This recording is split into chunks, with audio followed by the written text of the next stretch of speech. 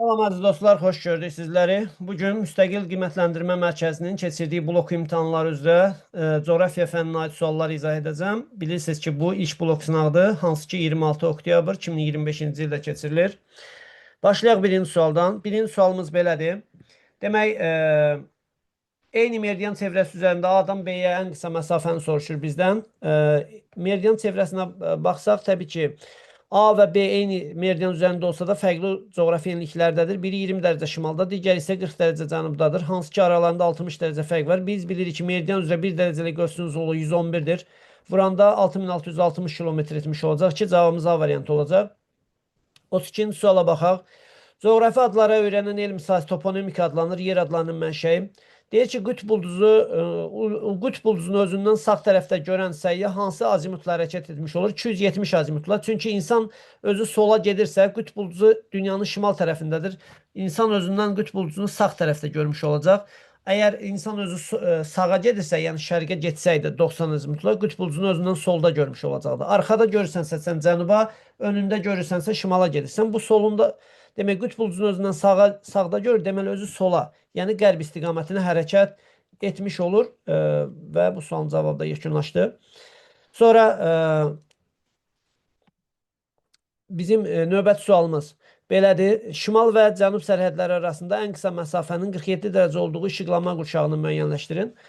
Baxaq işıqlama qurşağına. İşıqlama qurşaqları belədir. Bildiyiniz kimi 23,5 dərəcə şimal və cənub enlikləri arasında yerləşir. Demək tropik. Bunları elə toplayanda 47 dərəcə edir. Elə biz tropik işıqlama qurşağını deyə bilərik. Çünki 47 dərəcə onlar arasında fərq mövcuddur. Şimal və cənub sərhədləri arasında ən qısa məsafənin 47 dərəcə olduğu. Digərləri hansılardır? 66,5 şimal və 23,5 şimal və eyni zamanda cənubda olan enliklər mülayim adlanır. 66,5-dən 23,5 çıxsaq görəcəyik ki, burada fərq neçə olacaq? 0, 3 və 4, 43 dərəcədir. Onda bu yanlışdır. Bir də qütb işıqlama qurşağı 90 ilə 66,5 arasındadır. Onların da arasında 23,5 fərq var. Deməli, tropiklər arasındadır. Məhz həmin o dərəcə fərqi. Keçək növbəti suala. Növbəti sualımız belədir. Demək, Euler-Venn diaqramına əsasən uyğun bəndləri müəyyən edin. Demək, baxırıq. Deyir, icmal xəritə, topoqrafik xəritə. İcmal xəritə kiçik miqyaslıdır. Böyük əraziləri əhatə edir. Yəni, milyonluqdur. Milyonluq, bunlar milyonluqdur. Digərləri isə, yəni, topoqrafik xəritə böyük miqyaslı xəritədir. Demək, burada kiçik ərazilər təsvir olunur və dəqiq təsvir olunur. Çünki kiçik əraziləri təsvir etmək daha asandır. Plana nisbətən yaxındır. Demək, plana ən yaxın xəritə növü sayılır. Məhz bu topoqrafik xəritəyə aiddir. Coğrafi və riyazi əsaslı olur. Bütün xəritələr belədir. Ona görə 2 onların ortaq cəhətidir. Tərif və generalizasiya çox olur. Deməli, kiçik miqyaslıda. Çünki burada böyük ərazilər təsvir olunur. Ona görə səhvlərin miqdarı artır, atılmaların sayı çoxalır, ümumiləşmə artır.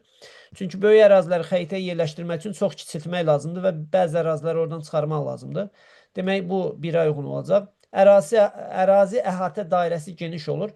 Böyük ərazilər təsvir olunur icmal xəritələrdə. 3-ə 4-ü, yəni 3 ilə 4 birə uyğun oldu. Miqyasa əsasən kiçilir. Bütün xəritələrdə miqyasdan istifadə olunur. Kiçilmə dərəcəsi mövcuddur. Deməli, 2-5 ortaq cəhətdir. Və daha dəqiq ölçü işləri aparmağa imkan verir. Bu da böyük miqyaslıdır, dəqiq təsvirdir. Deməli, cavabımız olacaq 1-ə 3, 4. 1-ə 3, 4-ün olduğu variant D variantında var, bir də Y-də var. 2-yə olacaq demək 1, 6, 3-ə də olacaq 2, 5, yəni cavabımız D variantı olmuş oldu. Qütb parıltılarını müşahidə edən bilərik hansı ölkələrdə? Təbii ki, qütb parıltısı şimal qütbünə yaxın ölkələrdə müşahidə olunur. Cənub qütbündə zaten ölkə yoxdur ümumiyyətlə. Demək, bu Kanada olacaq, Norveç olacaq, bir də Rusiya təbii ki. Cavabımız 2, 3, 4 olacaq. 2, 3, 4-ün olduğu variantı isə bizdə hansında öz əksini tapıb D variantında. Keçək növbəti sualımıza. Demək, növbəti sualımız belədir. Demək, Greenwich meridianının kəsişdiyi materik və okeanların doğru verildiyi bəndi müəyyən edin. Greenwich meridianı bilirsiniz ki,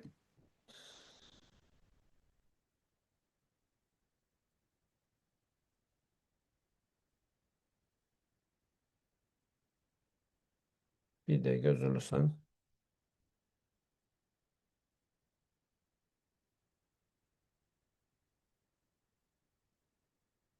Greenwich meridianı demək Şimal Buzlu Okeanından ümumiyyətlə bütün meridianlar başlayır. Greenwich meridianı dünyanın şərqə və qərbə ayırır. Şimali Amerika tamamilə qərbdədir. Bu yanlışdır.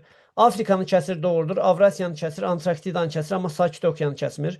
Sakit Okeanı 180 dərəcəli meridian kəsir. Dünyanın şərqə və qərbə bölən 2 dənə əsas meridian yarım çevrəsi var. Antarktidanı bütün meridianlar kəsir. Bu doğrudur. Afrikanı kəsir, amma Hind Okeanı kəsmir. Avrasiya, Antarktida, Şimal Buzlu Okean, Atlantik Okeanı bu doğrudur. Cavabımız olacaq bizim hansı variant? Demək D variantı 37-ci sualda. Keçək demək 38-ci sualımıza. 38-ci suala baxaq. Demək hansı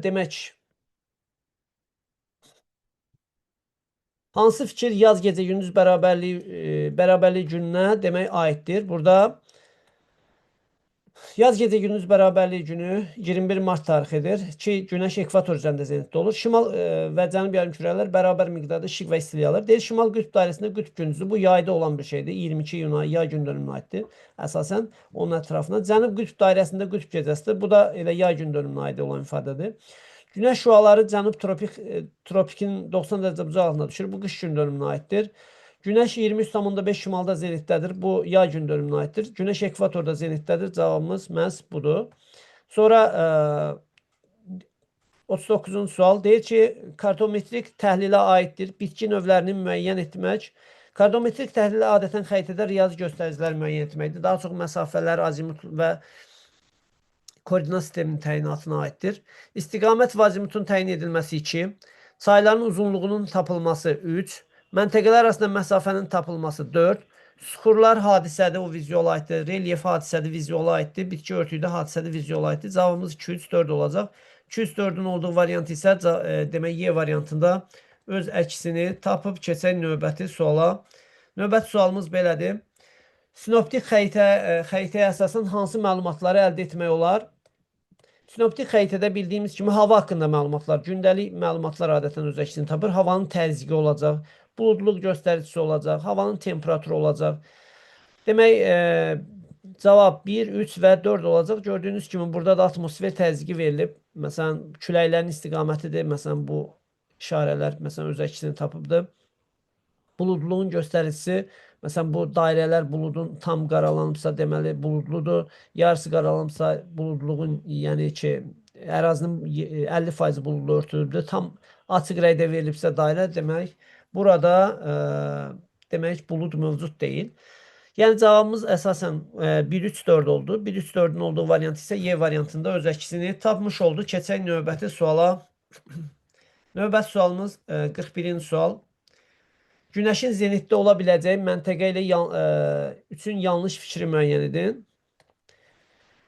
Günəşin zenitdə ola biləcəyi məntəqə üçün yanlış fikir. Baxaq, harada yanlış fikir var? Zenitdə olduğu yerlər üçün doğru olmayan fikir. Tropik işıqlanma qurşağında yerləşir, doğrudur.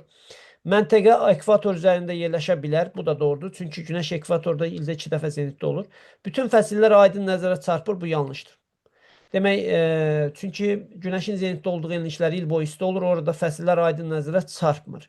Günəş ən böyük bucaq altında 90 dərəcə düşür, bu da düzdür. Gecə ilə gündüzün adı növbələşir, bu da doğrudur, çünki o qütblərdə pozulur. Əsasən bu təbiət hadisəsi, gecə-gündüzün adı növbələşməsi prosesi. Demək, növbəti sualımız 42-ci sualdır. 42-ci sual belədir.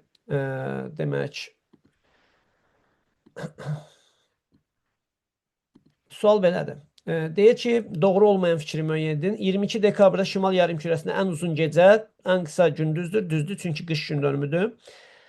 Bu doğrudur deyə bunu, yəni ki, doğru olmayanlar qrupuna aid etmirik. Maqnit meyl bucağı 11,5-dir. Bəli, həqiqi meridianlarla, yəni coğrafi meridianlarla maqnit meridianlar arasında kəsişmə bucağı məhz bu qədərdir. Planetlərin Günəş ətrafında hərəkət yolu orbit adlanır. Bəli, elə məna etibarilə yol deməkdir.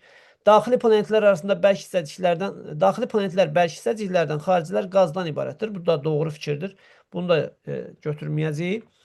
Yerin öz xəyali oxu ətrafında fırlanma sürəti qütblərdən ekvatora doğru azalır. Tam əksinə ekvatordan qütblərə doğru azalır. Çünki yerin ən böyük hissəsi ekvatorda, ən kiçik hissəsi qütblərdədir. Amma eyni vaxtda fırlanırlar. Deməli, ekvatorda gedilən yolun uzunluğu çox olsa da, digər qısa paralellərlə eyni anda fırlanır. Deməli, ekvatorun sürəti daha böyüdür.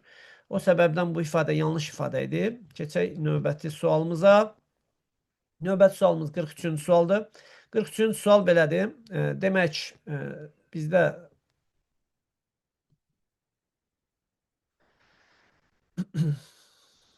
43-cü sual. Sxemə əsasən A və B nöqtələri C nöqtəsindən müvafiq olaraq hansı azimutda yerləşir? C nöqtəsindən deyir. A-ya baxırıq. C nöqtəsindən hansı istiqamətdə? C-dən baxmalıyıq. Şimal-şərqdə 45 azimutdadır.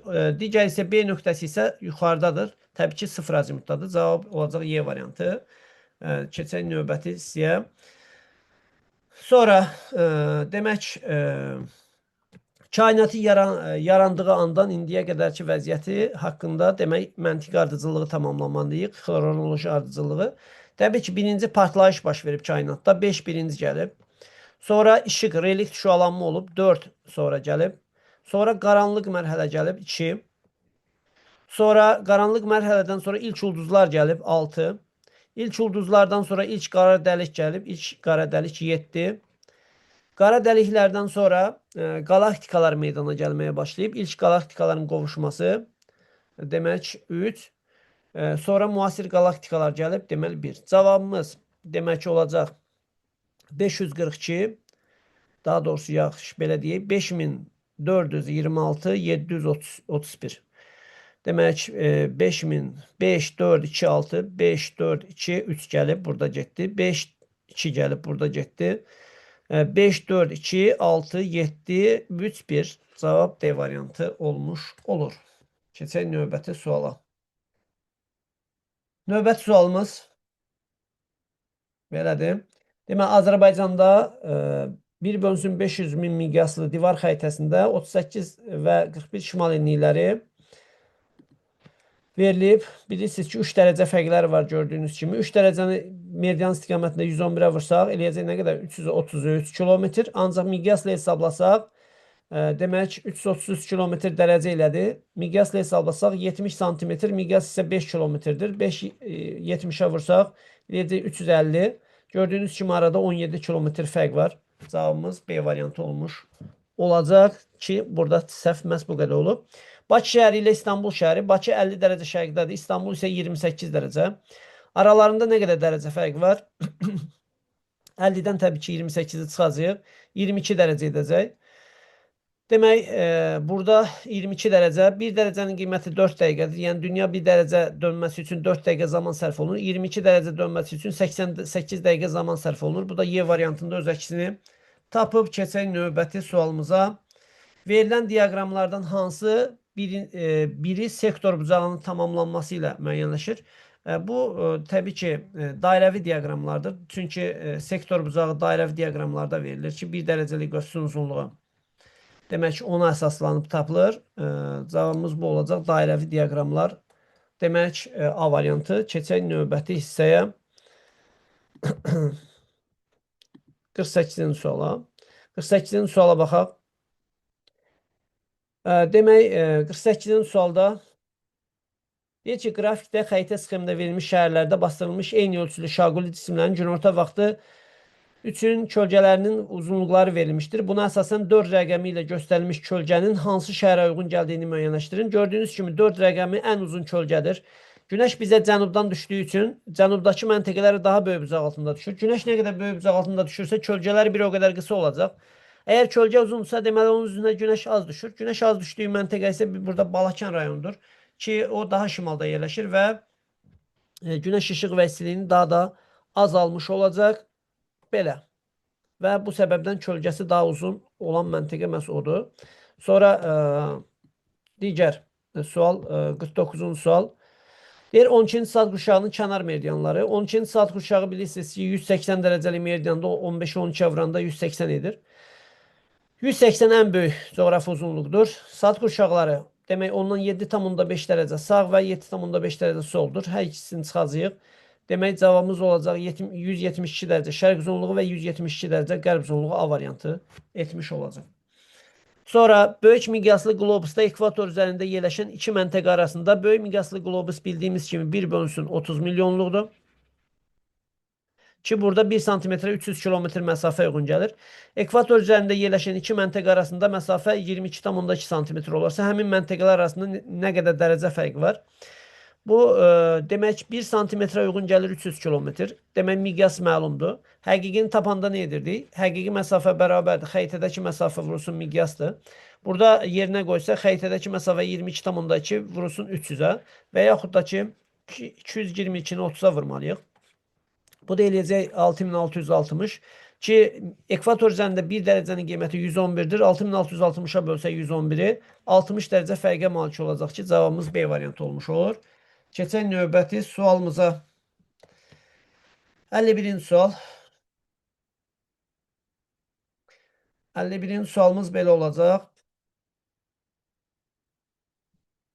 Demək, Şimal Buzlu Okeanın və Antarktidanın xəritələrini hansı proyeksiyada tərtib etmək olar? Şimal Buzlu Antarktida azimutal proyeksiyadır ki, qütbdən məhz müstəvi yer səthinə toxunur və dairəvi xəritələr alınır burada.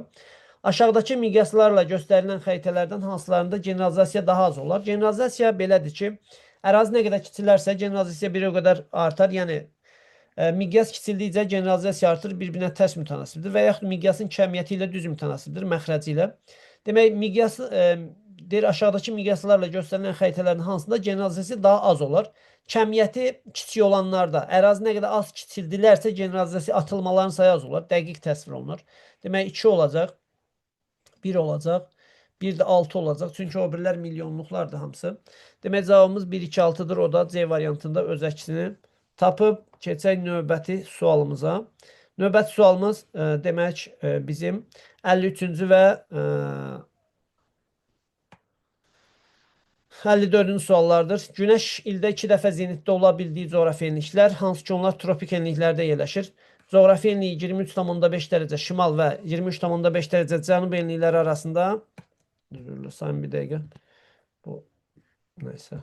Bunu köçürməmişəm deyə. İşləməmişəm deyə kompüterə.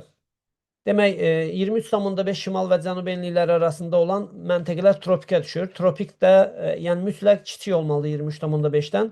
Çünki 23-lərin üzərində yalnız bir dəfə olur. Şimal tropikində 22 iyunda, cənub tropikində 22 dekabrda. Ona görə 23-lərin özünü də götürmürük və ondan böyük dərəcələr götürmürük.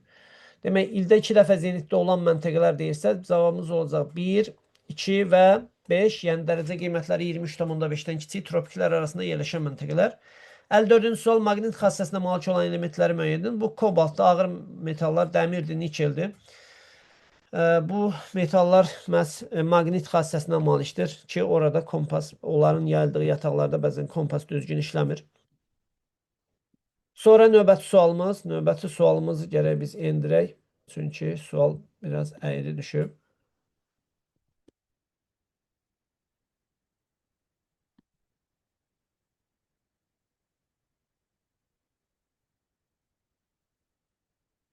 Sualı çevirək. Demək belə.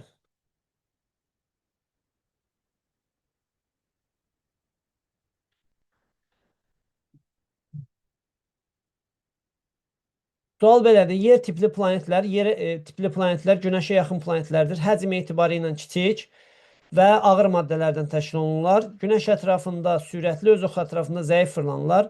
Bunlar 4 dənədir. Hansı ki, yerə daha yaxın olan Marsdır, Veneradır, bir də Merkuridir. Digərləri qaz kütləsindən ibarətdir. Sonra digər planetlərə baxaq. Daha doğrusu digər suallara, planetlərə baxdıq. Digər planetlər qaz kütləsindən ibarət idi. Sonra deyir ki, ümumi dünya hava xidməti. Burada 3 dənə əsas şəhərdə dünyada demək hava xidməti mərkəzi mövcuddur. Hansı ki, Rusiyanın paytaxtı Moskva, Amerikanın paytaxtı Vaşinqton, bir də Avstraliyanın Melbourne şəhəridir. Növbəti sualımız 57-ci sual. Miqyaslı, miqyassız xətti şərt işarələri soruşur. Tək ağac bildiyimiz kimi miqyassızdır. Ölçüsü kiçik olan ərazilər tək ağac A variantı miqyassıza gedəcək. 2-yə. Taxta körpü, o da miqyassızdır. Yolun eni nədir? Yolun eni az olur, uzunluğu çox olur. O yəni şose yolu xəttiyə gedəcək. C variantı. Çəmənlik və meyvə bağı sahə geniş əraziyə əhatə edir. Yəni böyük əraziyə yayıla bilir. O səbəbdən bu konturlu və ya miqyaslı olacaq. Cavabımız D və Y variantları buna aiddir.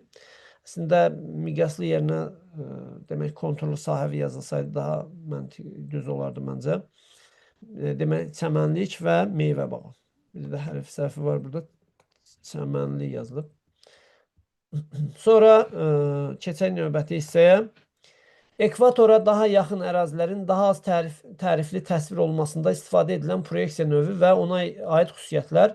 Ekvatora daha yaxın ərazilər daha az tərif olunur silindrik proyeksiyada. Demək, birinci silindrikdir. Sonra deyir ona aid olan xüsusiyyətlər. Ona aid olan bir çox xüsusiyyət ola bilər. Əsasən ekvator boyu ərazilər demək az tərif olur. 1. Paralel və meridianlar yer kürəsində olduğu kimi düz bucaq altında kəsişir. Düz bucaqla. Paralel və meridianlar düz bucaq altında kəsişir. Bunu da qeyd edə bilərik. Afrikanın təsvirində daha çox istifadə olunur və dünya xəritələrinin hazırlanmasında dünya xəritəsi. Bunları qeyd edə bilərik silindrik proyeksiya üçün ki, paralel və meridianların bir-birlə düz bucaq altında kəsişməsi bucaq tərifinin müəyyən qədər az olmasına səbəb olur. Sonra 59-cu suala baxaq. Ekvator xətti üzərində bir-birindən 30 dərəcə meridian fərqində yerləşən iki məntəqə arasında məsafə demək 30 milyonluq miqyaslı xəritədə 11 sm olarsa tərifi hesablayın. Gördüyünüz kimi 1 sm-ə 300 demək kilometr uyğun gəlir. 11 sm-ə nə qədər az uyğun gəlir? 11-i vuracaq 300-ə. Buradan miqyasa görə təyin edəcəyik. Yəni bu da eləyəcək demək 3300 kilometr. İndi isə dərəcə ilə hesablayaq. Bir dəfə də dərəcə ilə hesablamalıyıq. Nəzərə almaq lazımdır ki, ekvator üzərində 1 dərəcəlik qövs 111-dir. 30 dərəcəlik qövs nə qədər eləyəcək? 30-u vuracaq 111-ə. Bu da eləyəcək 3330 kilometr. Gördüyünüz kimi arada neçə kilometr fərq var? 30 kilometr fərq mövcuddur. Yəni tərif bu qədərdir səhv. Bir dəfə dərəcə ilə hesablayırıq, bir dəfə də miqyasla hesablayırıq. Sonra böyükdən kiçiyə çıxırıq.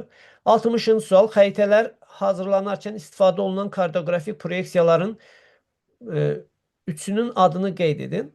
Kartoqrafik proyeksiyalar demək hansılardır? Yəni proyeksiya nədir ümumiyyətlə? Proyeksiya kürə səthinin müstəvi üzərinə köçürülməsi zamanı istifadə olunan həndəsi fiqurlardır ki, onların vasitəsilə yerin kürə şəkli müstəvi üzərində təsvir olunur. Təbii ki, dəqiq təsvir olunmur, müəyyən səhvlərə yol verilir. Burada bucaq, uzunluq, sahə kimi, forma kimi təriflər yaranır. Bizə deyir ki, xəritə hazırlanarkən istifadə olunan kartoqrafik proyeksiyaların üçünün adını yazın. Biri silindrikdir, demək, digəri konusdur, sonra azimutaldır və çox üzlü. Qeyd eləyə bilərik. Bunlardan hansını qeyd eləsək, demək, düzgündür. Sağ olun dostlar. Növbəti izahlarda görüşərik. İnşallah hər biriniz yaxşı nəticə toplamısınız. Müəllimlərinizi və bizləri sevindirmişsiniz.